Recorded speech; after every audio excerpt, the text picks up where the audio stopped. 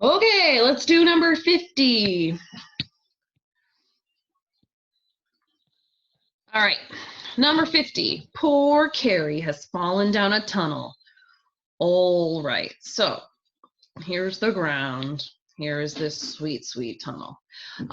Apparently the tunnel is 45 feet long, so she's way down there. And it slants at an angle of 65 degrees as measured from the horizontal. So this is between the tunnel and the it's horizontal, so it's right there.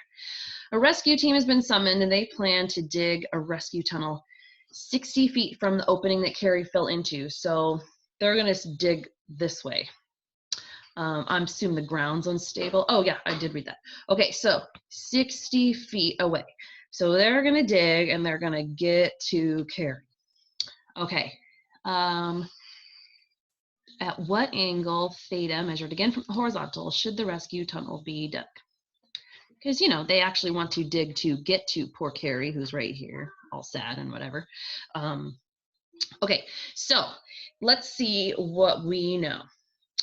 We don't have an angle side pair, like at all. And we can't figure out another angle because we only have one of them. So what that means is we're going to have to use the law of cosines so that we can get an angle side pair. If we do the law of cosines, 65 is the angle that we know, which means that we're going to be finding this side. And that's not what we want for the answer to the problem, but it is what we're going to have to find in order for us to have an angle side pair. Because we have 45 that's going to go across from theta, so we'll be able to use the law of sines later, but first we have to figure out what x is. All right, so law of cosines. We're going to do x squared equals the sides added up squared minus 2 times each of them times the cosine of the angle in between them. Yeah. So before I type that into my calculator, I need to take the square root of both sides.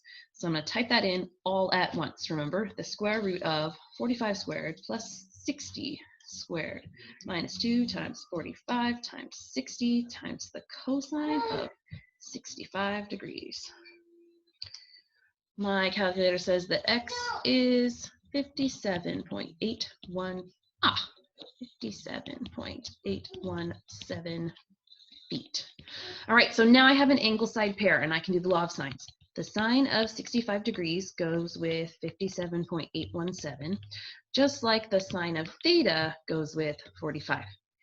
Ooh, trying to find an angle. Remember, when you're trying to find an angle, that means you got to do inverse.